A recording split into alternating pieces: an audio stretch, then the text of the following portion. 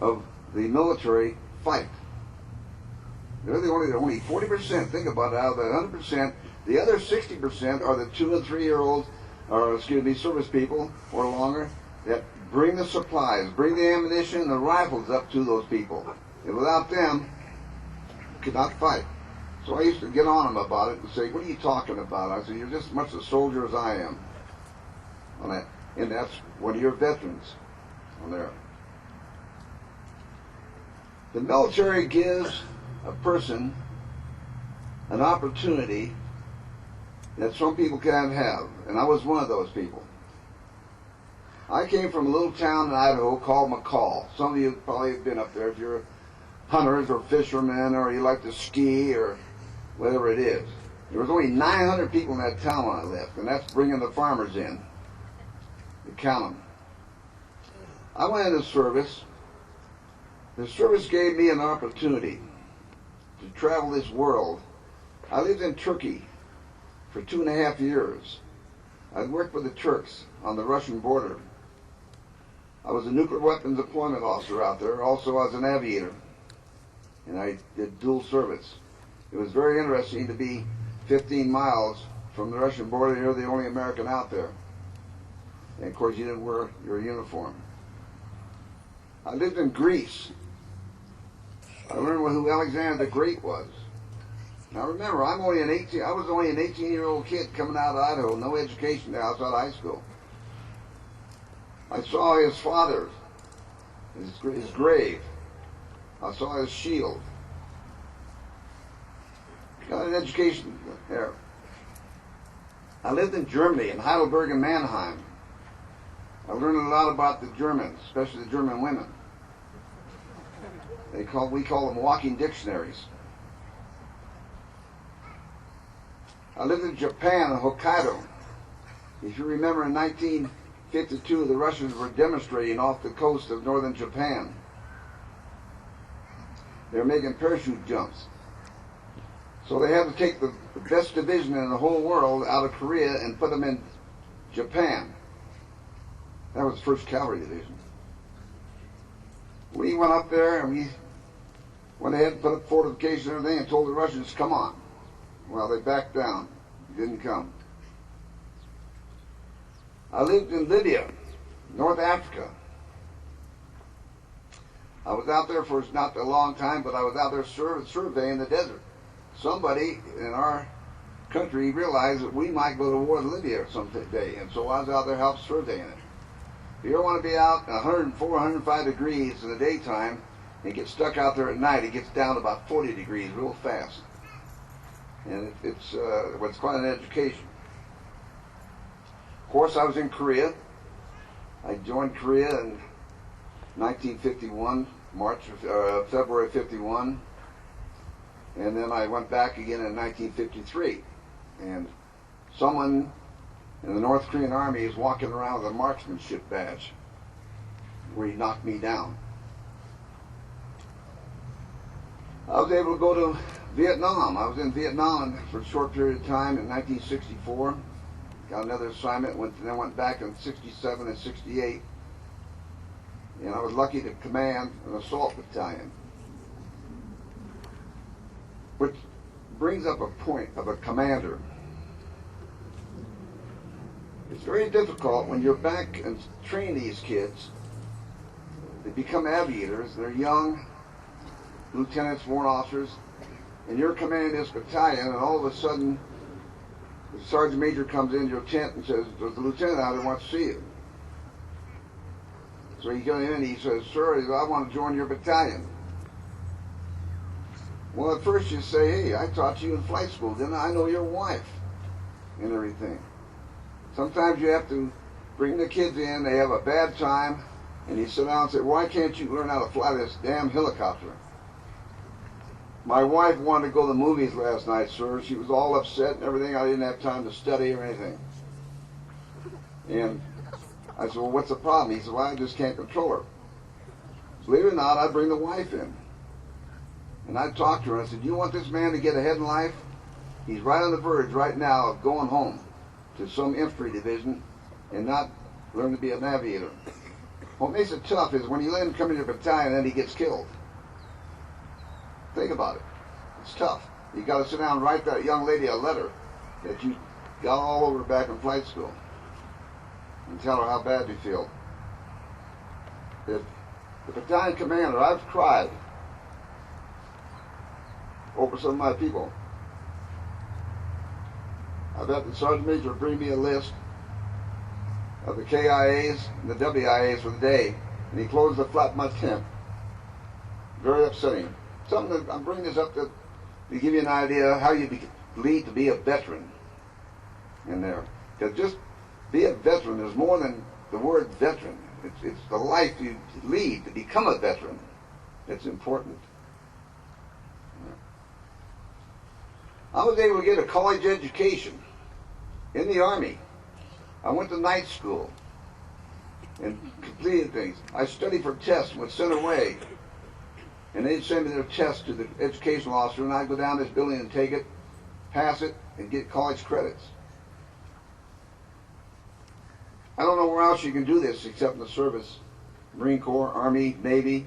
I don't know where else you can do this. And they pay for it. They paid for it for me. They sent me to the University of Southern California for several months. They paid for it. I finally ended up with a degree from a little old kid out of Idaho, with a high school education, that went into service on there, working my way to become a veteran. I was very fortunate to meet many, many wonderful people around the world, different countries.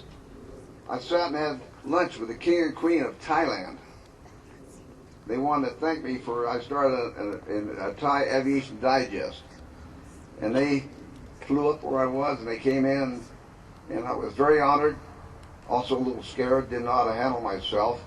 I asked Colonel Sharpholm, who was the chief of staff, I said, when I wah, how far do I go? A wah is when you put your hands together and you bow down in respect. And not to be vulgar, he says, if you can get your head down up to in your rear end, he says, do it. That's how low you go. I sat with the Prime Minister of Turkey when he was very upset. And he thought the American soldier was the most magnificent person. What happened, we had the Honest John there, which is a nuclear weapon, a free flight nuclear weapon of its day. All these people here know about it. When you fire it, you lose control. It doesn't have a smart bomb or a smart guidance or anything like that on it. It's gone. Well, the Americans were teaching them. We marched off, and the Turkish soldiers marched on. They brought a table over in front of the Prime Minister, little cord coming out with a button on it, and they screwed around with the rocket and everything, and it looked good. And they punched the button, and how many times have you gone in your house and hit a light switch and the light gets real bright and everything goes black? That's what happened here. The rocket moved forward about 3 inches and slid back. A little embarrassing. He didn't know what to do. A sergeant ran over and he said, I'll take care of it. He took a piece of wire, just copper wire, went over and wired the thing together. They fired the rocket off. It took the place of a fuse. It was a 25-cent fuse that burned out. And he put it in the wire. The Prime Minister thought that was wonderful, but he lost trust in his Turkish soldier until we talked to him and explained to it. But I got to meet these people. A little kid up in Idaho, I probably would end up being a bartender or working in a mill somewhere.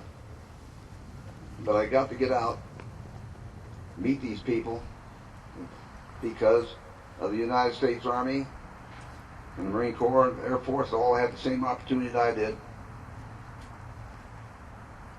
And it meant something to me. What's really wonderful about all these videos, I met some other wonderful people, professional soldiers in the different countries. I met classmates around the world. A couple times, I'll give you not the whole, but a couple times. We got in a firefight when I was a young lieutenant in Korea, and we were fighting the North Koreans, and it got kind of hot and heavy, and all of a sudden we ended up getting support out of our flank, and we didn't know who they were, and it turned out to be the division next to us, and they were on a patrol like we were and ran into the enemy. They took it up, and we did the old proverbial kick rear end and everything. Now, I've been out of school, military, commissioning school for a couple of years, and here I go there, and here who's standing there? One of my classmates. Had to go all the way over to Korea to see one of my classmates. So, I mean, it was a marvelous feeling. Marvelous feeling. Had another opportunity. I go into northern Italy, and I had an aircraft problem at the office. My engine was quitting on me. I had one single engine. Kicked the door off, made sure my parachute was on, and was prepared to bail out. Turned the aircraft into the Alps and the mountains. I wouldn't go any of the little towns up there. And I finally made it, and I landed there, and I went down, and I'll be darned if I didn't get there. Here comes the guy walking across, and he says, "Can I help you?" And I look up. We're both captains now. Here's another one of my classmates, clear across the world, military, veteran. So to me, I'm proud of that. One more thing we have, we're called veterans, but we have another class of veterans too. And some of these people, such as Commander Don Brown, Chuck Peake, they put their time in the Marine Corps, but then they became policemen. And they retired out of the police force, and they're veterans. So sometimes I don't think we give enough credit to all the people, because they have put their life on the line. And I say the same thing as all we are proud of are the firefighters. How much the firefighters put on. But we don't show, we show them one day, thank you firefighters, after you've done something and put out a fire or something. We ought to praise them more often. One thing about being in the military, you put 20 years in the military, you can retire. You can go back to school and become a school teacher. Can you imagine a sergeant major, tough guy? And all the ones I knew were really tough, kept me moving. In fact, most of them taught me what I know now. Can you imagine being a school teacher and going into school and have some kid talk back to him? Not very long, but that kid coming out of school will be educated. And that's the opportunity the military gives you. And the big thing about it, the military pays for them to go to that school. On it. He can go to any professional way of life. And that's what I'm really getting down to, is that a kid today can go into service from 18 to 42 years of age. When I was in the service, you couldn't do that. You go in at 18, lie if you're 17, if your parents want to get rid of you and sign the bill and said, yeah, he's 18, got get you out of the house, you know, or anything. But he can go in, and if let's say he's 40 years of age, he can go in and he can get a bonus. I just talked to recruiting. He got a bonus of several $1,000s because, let's say, a backhoe driver, anything, a heavy truck driver, semi-truck driver. The military needs these people, and it'll take these people up that age and give them a bonus for coming in today.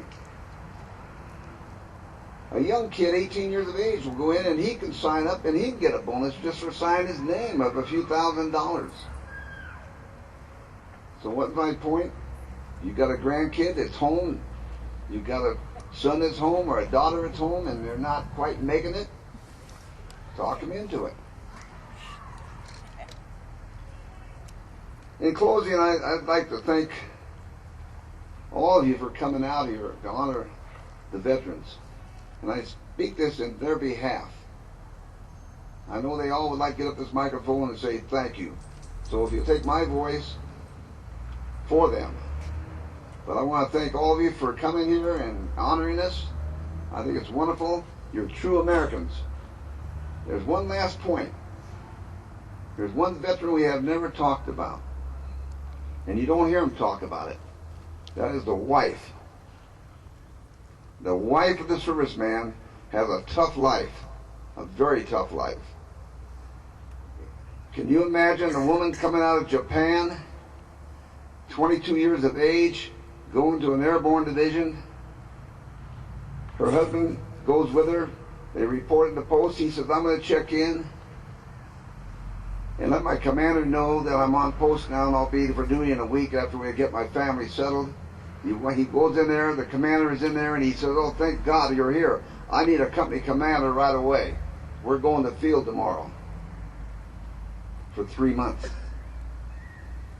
Now this soldier had to go home, well, not a home, to a motel, haven't even got a home yet, and tell his wife, "You're going to have to go draw quarters.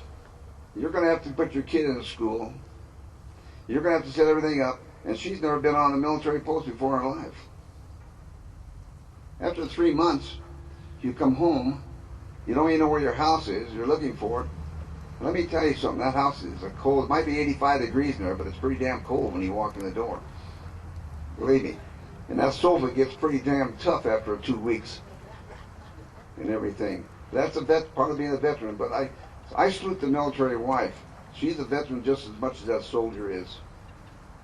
And all that. Again, I thank you for letting me be here. I'm very humble about this.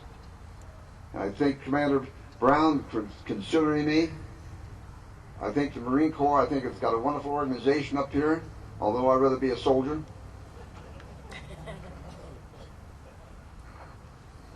And I think the soldiers agree with me. But again, I thank you very much, and God bless you all.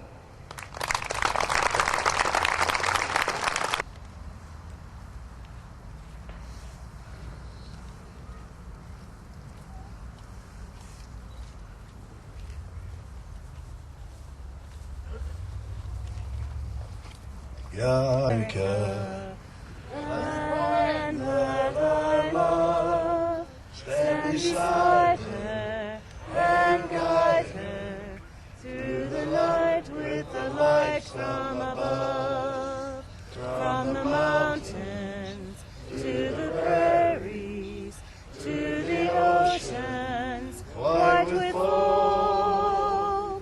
God bless America, my home, sweet home. God bless America, my home, sweet home. And that concludes it, and we thank you all for coming.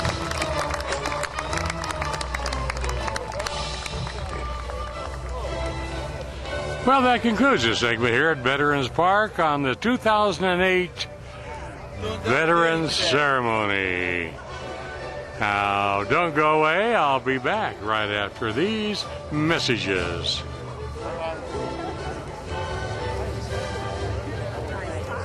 It shows. How are you?